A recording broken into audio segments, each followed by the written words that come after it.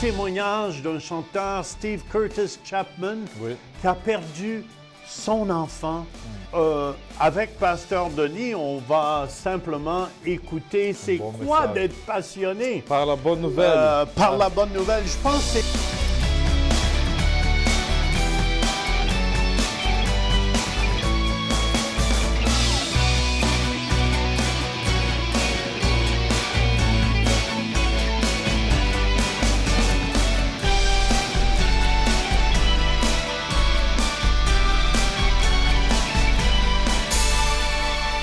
Bienvenue à l'émission Réveil aujourd'hui.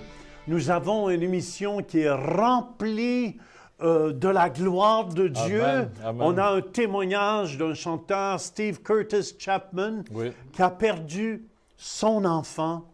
Et il va partager aussi comment il a passé à travers ça. Amen. Et aussi, avec Pasteur Denis, on va simplement écouter c'est quoi message. d'être passionné. Par la bonne nouvelle. Par la bonne nouvelle. Je pense que c'est important. Vous savez, quand je sortais avec mon épouse, elle ne voulait pas simplement un homme, oui, je t'aime. Elle voulait que je sois passionné. Passionné, oui. Et Amen. tu vas parler dans cette émission... Je présente l'évangile de Marc, qui est vraiment un jeune homme qui était passionné. Je ne sais pas s'il était jeune, mais en tout cas, une chose qui me touche, c'est qu'il a suivi Jésus depuis sa jeunesse. Et il va voir que les témoins oculaires des gens qui ont marché avec Jésus, un à un commençaient à mourir, un à un commençaient à partir. Et puis, il a eu l'idée de mettre à l'écrit les choses que Jésus a faites. Et il va l'écrire d'une manière où c'est vraiment passionné. Tu sens des verbes d'action. Jésus fait ça, il guérit des miracles, il opère des miracles, des guérisons.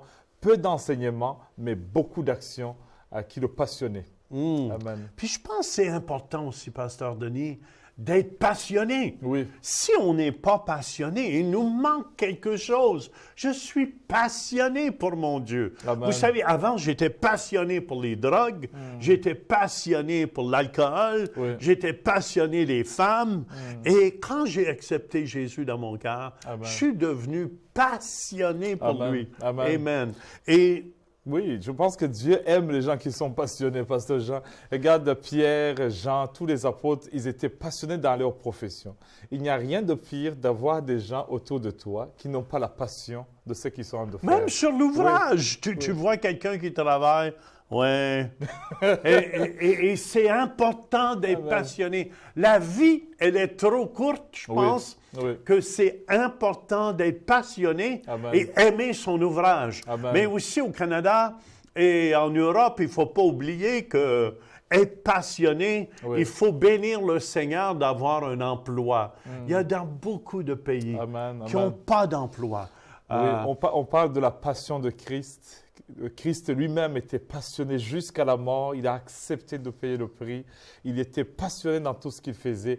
Au Canada, dans le monde entier, on doit être passionné. Sans plus tarder, si vous voulez, ensemble, on va aller au Centre Réveil, écouter Pasteur Denis nous enseigner sur être passionné. Comme Jésus était à Béthanie, dans la maison de Simon le lépreux, une femme entra pendant qu'il se trouvait à table. Elle tenait un vase d'albâtre qui renfermait un parfum de nard pur de grand prix. Ayant rompu le vase, elle répandit le parfum sur la tête de Jésus. Quelques-uns exprimèrent entre eux leur indignation. « À quoi bon perdre ce parfum? On aurait pu le vendre à plus de 300 deniers et le donner aux pauvres. » Et ils s'irritaient contre cette femme. Mais Jésus leur dit, « Laisse-la, laissez-la, laisse-moi, laisse-la tranquille. Pourquoi lui faites-vous de la peine? Elle a fait une bonne action à mon égard. Car vous avez toujours les pauvres avec vous et pouvez leur donner du bien quand vous voulez, mais vous ne m'aurez pas toujours. » Le verset 8, « Elle a fait ce qu'elle a pu, elle a d'avance embaumé mon corps pour la sépulture. Je vous le dis en vérité, partout où la bonne nouvelle sera prêchée, dans le monde entier, on racontera aussi en mémoire de cette femme ce qu'elle a fait. Amen. » On racontera cette bonne nouvelle, ce que cette femme a fait. Mon thème ce matin, je l'ai intitulé « Passionné par la bonne nouvelle. Passionnée par la bonne nouvelle. Cette femme est passionnée de ce que Jésus a fait dans sa vie. Et Jésus a dit, à cause de ce qu'elle a fait, cette bonne nouvelle sera annoncée. Ce qu'elle a fait sera annoncé jusqu'au Canada, à Ottawa. Quelqu'un peut dire Amen. Et on rend mémoire à ce que cette femme a fait. Et les femmes disent Amen. Bon. Le mot évangile veut dire évangélion. C'est un bulletin de nouvelles. Sur CNN ou Fox News ou CTV ou TVA, on entend les nouvelles. Mais quand on parle de l'évangile, évangélion, c'est une bonne nouvelle, pas des mauvaises. On sait qu'à Montréal, on est en train de chercher ce jeune garçon de 10 ans, Ariel. Ça fait triste au cœur. Et je prie en tant que parent que Dieu puisse faire quelque chose. C'est une mauvaise nouvelle. Quand tu vois ça, ça vient chercher du fond de tes entrailles. Quand tu entends le père parler ou la mère parler, tu dis au Seigneur, Seigneur, souviens-toi d'eux.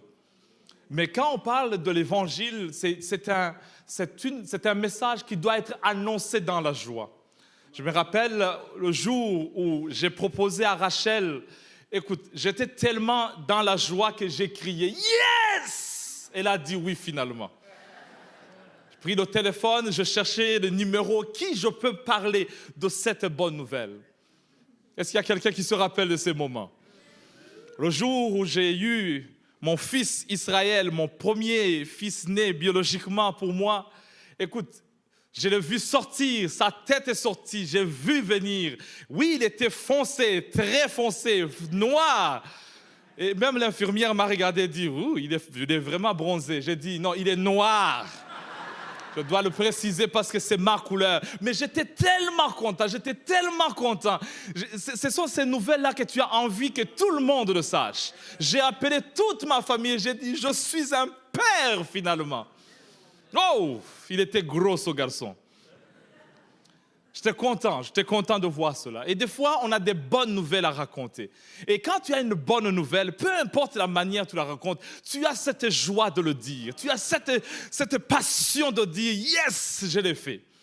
Quand on regarde les matchs de basket, de hockey, et que l'équipe que vous supportez gagne, écoute, peu importe qui est avec toi, tu as envie de sauter et de dire « Yes, on l'a fait ». Hier soir, Cleveland a gagné contre Chicago Bulls. Et j'étais content parce qu'il faut comprendre d'où je viens, c'est le basket. Et j'ai crié, mais ma famille, c'est Israël qui se réjouit avec moi. Elle dit, crie avec moi, crie. Ils ont gagné. Et c'est une bonne nouvelle, Quand tu finis l'examen ou quand tu retrouves un travail, un interview, et finalement on t'appelle, on te dit, on pense que tu es le bon candidat. Tu as envie de crier sur le téléphone, mais tu veux montrer que tu es professionnel, mais tu sais que yes! Au téléphone, j'ai vu des gens qui mute et disent yes! Et puis de mute et disent merci. Quand est-ce que je commence? Elle dit lundi et puis mute yes! Il a envie de crier. Ou tu viens de recevoir ce loan d'avoir ta maison, finalement, pour la première fois dans ta vie, tu deviens propriétaire. Je peux voir la joie quand tu entres dans la maison. Et tu veux raconter à tout le monde, mon adresse nouvelle et celle-ci a changé. Et tu textes à tout le monde, Facebook, tout le monde doit savoir qu'il y a un changement dans ta vie. Est-ce qu'il y a des gens qui aiment des bonnes nouvelles? Et c'est cette bonne nouvelle que nous racontons en ce lieu, de ce que Jésus a fait de notre vie.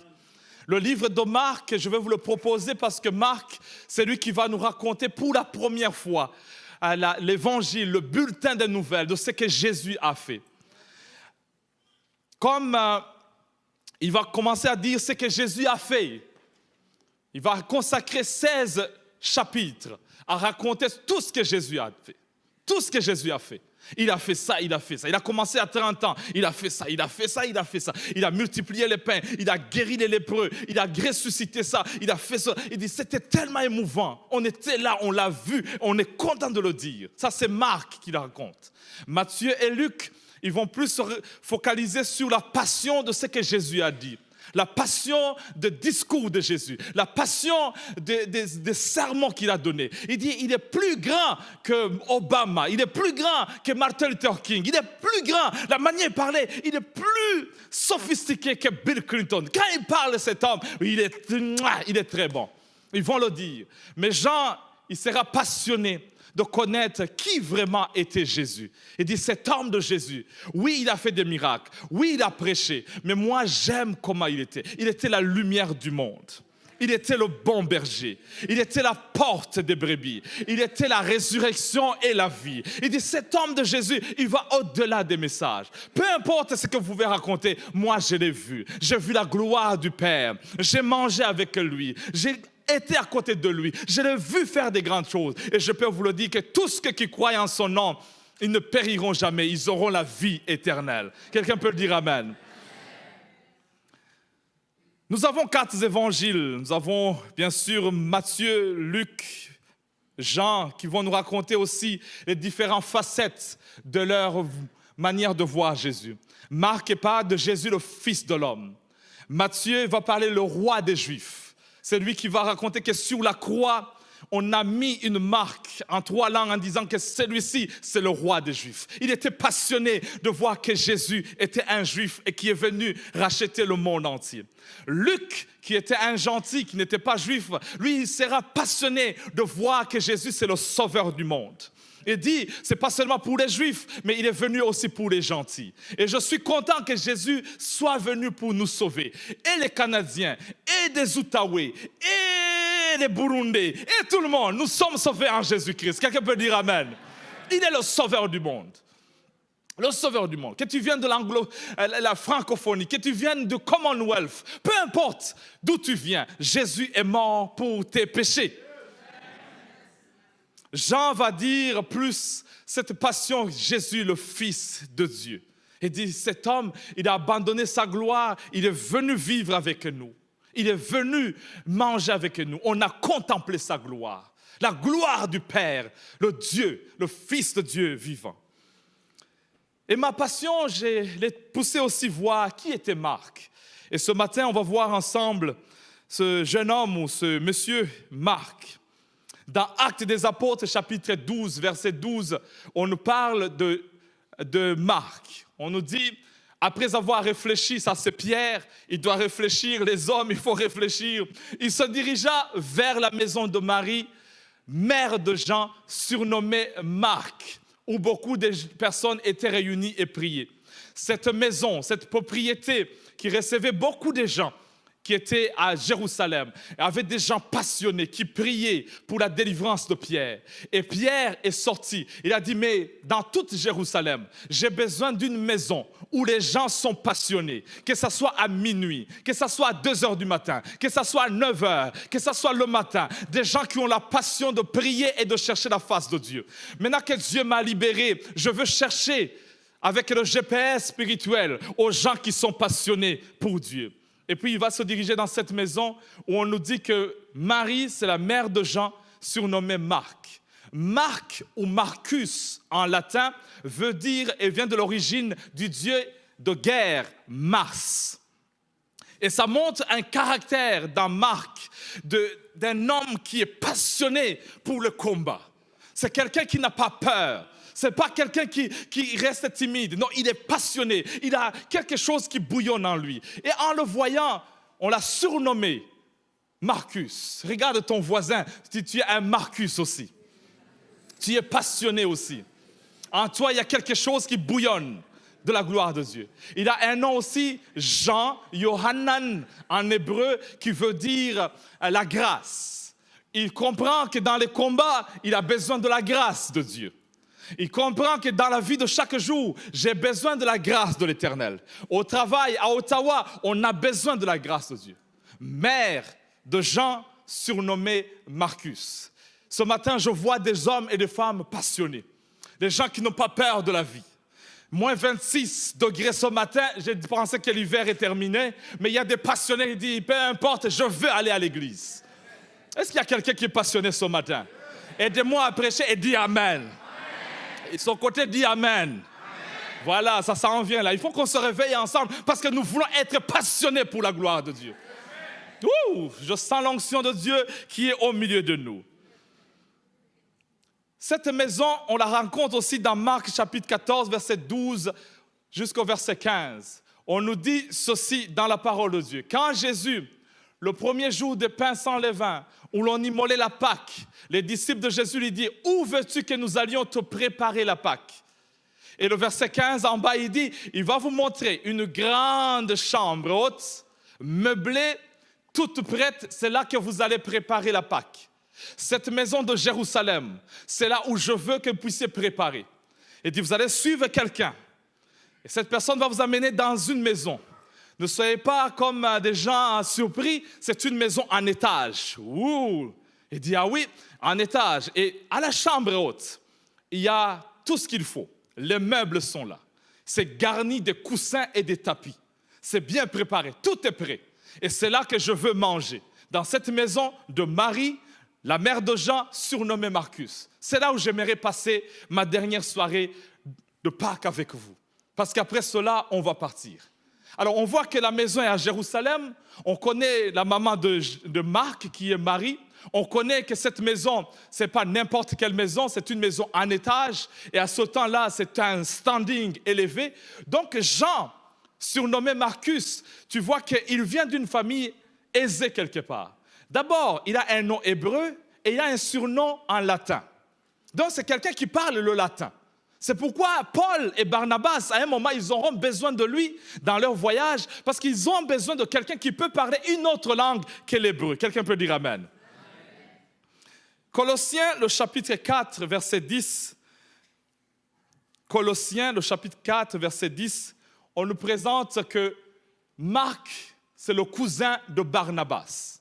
Donc là, ça commence à éclaircir pourquoi Paul et Barnabas ont pris Marc, parce que Marc, biologiquement ou en parlant des relations, il est le cousin direct de Barnabas. Et il va les accompagner dans l'œuvre. Ce sont des cousins passionnés pour l'Évangile. C'est bon d'avoir des frères, des sœurs, des cousins, des cousines qui ont la passion d'aimer Jésus. Je suis content quand je vois Jean-Claude sauter ici. Il n'a pas mon poids, moi j'ai un poids économique. Mais dans son poids, il est passionné de la part de Dieu. Et je suis fier, je suis content. Quand je le vois sauter avec Steven, je dis, mon Dieu, mon roi, il m'a pris 10 ans de prière pour qu'il puisse venir à Jésus. Et aujourd'hui, le voir sauter, je dis, Jésus, fais-le sauter davantage. Parce que j'aime voir ça. J'aime besoin d'avoir des amis qui sont passionnés, des cousins qui sont passionnés, des frères qui sont passionnés, des mamans qui sont passionnées, des maris qui sont passionnés, des Marcus qui sont passionnés, des cousins qui peuvent t'appeler même à 10 heures et dire, écoute, ne t'en fais pas, Dieu est avec toi, tu vas t'en sortir, nous sommes avec toi, qui te poussent à aller de l'avant. Si tes amis ou tes cousins ont un cœur froid, dans les moments de difficulté, tu vas aller parler, ils vont te décourager davantage. C'est pourquoi j'ai besoin de quelqu'un, un Marcus qui est passionné de la part de Dieu, de la bonne nouvelle, qui dit, écoute, ne t'en fais pas. Même si tu es tombé, même si tu as eu un échec, Dieu va te donner la force d'aller de l'avant. Il va t'encourager, il va te dire, allez-y, tu vas doubler, mais tu vas recommencer encore. Hey! Tu vas l'appeler. Il dit, j'ai perdu mon emploi. Il dit, écoute, ne t'en fais pas. Quand une porte se ferme, Dieu ouvre une autre. J'ai besoin d'un Marcus comme ça. Quelqu'un qui ne voit pas que c'est fini, c'est sombre. Il dit, Dieu sera avec toi. Il dit, oh boy, mon chum qui me disait beaucoup de bonnes choses, écoute, ça ne marchait plus. Et il te dit, non, ne sois pas découragé, sois passionné. Dieu est avec toi. Un jour, je serai à ton mariage. Et tu commences à booster sa foi. Il dit, ah oui, non, ce n'est pas encore fini. Il dit, même si c'est fini avec Roméo, Dieu va te donner Léonidas. Même si Léonidas ne vient pas, Guillaume va venir. Si Guillaume ne vient pas, Chimbalanga va venir. Mais Chimbalanga, c'est quoi? C'est un nom. Dieu va susciter quelqu'un qui va t'aimer. Moi, j'ai un nom kilométrique. Je vous donne souvent une chouti pour simplifier. Si je déroulais tout le nom, et Rachel, on m'a dit, mais Rachel, vous êtes la femme de qui? De Ninchouti. On simplifie. Mais une chose est certaine, peu importe ton nom, si tu es avec Dieu, si Dieu est avec toi, tu es passionné en sachant que Dieu est mon berger et je ne manquerai de rien.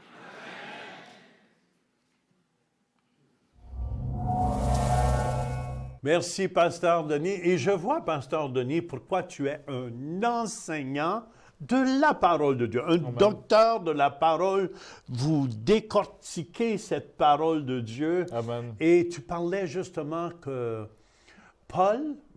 Marc était le cousin de Barnabas. Effectivement. Parce que quand tu essaies de voir à travers les actes des apôtres, tu essaies de voir les évangiles, les épîtres, tu peux voir des petits indices qu'on t'a laissés là. C'est pourquoi on parle de la passion. Il faut être passionné de la parole de Dieu, des Écritures. Ça parle d'elle-même. Alors, j'aime aussi suivre ces indices, voir qui est la famille de Marc, la mère, qu'est-ce qu'il faisait avant de suivre le Christ, et de savoir exactement le situer afin de comprendre le contexte. Parce que sans le contexte, on a des prétextes de ce qu'on peut faire dans la vie. C'est donc vrai, hein? C'est donc vrai. Et en plus, la semaine prochaine, ne manquez pas, parce que tu vas donner un indice que même moi, je ne savais pas, que Marc était à un endroit précis. Oui, ne manquez pas. Précise. Et il y a un homme qui a couru nu dans la Bible. Dans la Bible. Pasteur Denis croit que c'est Marc. Oui. Et après que j'ai entendu cet enseignement, je le crois aussi. Amen. Mais Amen. Là, avant, on va aller écouter un témoignage qui est émouvant. C'est un chanteur populaire aux États-Unis, Steve Curtis Chapman, qui a perdu un enfant. Et si vous avez perdu un être cher, Dieu, Amen, est là pour vous donner la grâce. Et on va écouter ce témoignage ensemble. Stephen and Mary Beth lost their youngest child, Maria, in a tragic accident at their home. Maria was running to meet her older brother, Will, as he was pulling into the driveway, and she was struck by his SUV. How many years ago was this now? Almost 9. Almost 9. It's coming up on 9. Is the pain of that still there? Yes. It is? Yes. You talk about it in depth in the book, and you do talk about it publicly all the time. I share the story, from my perspective of just that, scene of us huddled, arms around each other, just looking at each other saying, we know this is going to be hard. We have no idea how hard or where this is going to go, but we have got to make this, to get through this together as a family. We're only going to make it together, holding on to each other and holding on to the promises of God. It almost is like God, in our case, gave us a shot of anesthesia to your body and to your heart in a way that you can survive, that there's enough of a numbness, you're very much alive and very aware of eternity. I mean, heaven in the real world, there I talk a lot about that. Heaven's never been more clear to me. I've never been more sure that we are made for eternity, and I talk about, speaking that to the nurses and doctors standing around right there after Maria had gone to be with Jesus. Where are you now? Where is it all now? Where's music? Where are you going? Do you know? Well, I start the book in Paducah, but I get quickly to Carnegie Hall, in New York, where I said people came to me after I played at Carnegie Hall and said, this had to be a dream come true for a kid from Paducah, Kentucky. And I said, really honestly, my answer was, no, I can't say honestly it's a dream come true, because a kid from Paducah doesn't ever think to dream quite this big, So this journey has been beyond anything we could have asked or imagined. And we want to continue honestly to be just faithful with the story God's entrusted to us. Music, I'm sure, will be a part of that. Music has been his career, but Stephen is a man grounded in the truth of God's Word, a common thread that's woven throughout his songs. Now there is no condemnation, and now there is no guilt or shame. It says, taste and see that the Lord is good. And that's a promise that we have had to hold on to, because so many moments you know, in our story, and all of us have a story of life is anything but tasting good at that moment, or looking, what we see does not look good. But even before then, I mean, can we really believe that we were still going to get to see the goodness of the Lord, that we were going to have grandchildren, and we were going to stand at the, you know, the crib of our first grandbaby with tears in our eyes, and with our arms around each other and say, we made it to this point. We're getting to celebrate this moment together, this new beginning, the new life that God has given us, and the beauty that has and is coming from the ashes, even as we're hoping and longing for what's yet to be realized when God finally wipes every tear from our eyes. Now there is no guilt. Quel bon témoignage, Pasteur Denis. Et ce qui me touche à travers de tout ça, vous savez, des fois, on va perdre des êtres chers. Mais vous savez, la chose qui est le plus importante pour moi, c'est si on connaît Jésus. Ouais. Si on connaît Jésus, on sait où nos êtres chers vont être. Amen. Et Amen. Je regarde dernièrement, ma sœur a perdu son mari, Denis. Ouais. Il s'appelait Denis. Et on a prié que Dieu lui donne la grâce. Oui. Parce qu'il y a un moment pour vivre, la Bible dit, Oui. et il y a un moment pour mourir. Oui. Et on va tous passer par la mort. Amen. Puis je pense qu'il faut être prêt. Et ici, au Centre Éveil, quand même, on est une équipe ensemble et on ne regarde pas seulement pour les petites années qu'on va être sur la terre. Oui. Les plus robustes vont jusqu'à 70, 80. Oui. Et excepté ton grand-père qui a été jusqu'à 108 ans. 108 ans. Et, mais on veut vous préparer pour l'éternité à la maison. Amen. Pourquoi? Parce que la vie, elle est courte ici. Sur la terre, Et oui. écoutez-moi, je vous dis, on a une police d'assurance qui est pour l'éternité. Alléluia. Amen. Vous pouvez être assuré si vous acceptez Jésus aujourd'hui dans votre cœur, Amen. dans votre vie. Amen. Et je vous invite à le faire. Amen. Amen. On vous offre la vie éternelle qui est seulement en Jésus. Et faites juste dire après moi, Jésus, Jésus, je t'accepte dans mon cœur. je t'accepte dans mon cœur. Comme mon Seigneur et Sauveur. Comme mon Seigneur et Sauveur. Pardonne tous mes péchés. Pardonne tous mes péchés. Je t'accueille aujourd'hui Je t'accueille aujourd'hui. comme le Seigneur et Sauveur Comme de ma le vie. Seigneur et Sauveur de ma vie. Amen. Amen. Amen. Amen. Si vous avez fait cette prière à la maison, laissez-nous le savoir. Amen. Vous savez, la chose la plus belle, c'est qu'on ait accepté Jésus et qu'on a cette vie éternelle. C'est tout le temps qu'on a. On vous dit à la prochaine, on vous aime. Visitez le site web centrereveil.com pour participer à nos services en direct. Pour un don mensuel de 20 $ ou plus, vous pouvez faire vos dons en ligne avec Visa et Mastercard ou un chèque par la poste. Et nous apprécions votre soutien. On parle d'être passionné. Amen. On a commencé, Pasteur Denis, au Centre Éveil, à donner un enseignement sur être passionné. Il y a un footballeur américain des New England Patriots qui va partager comment il a accepté Jésus.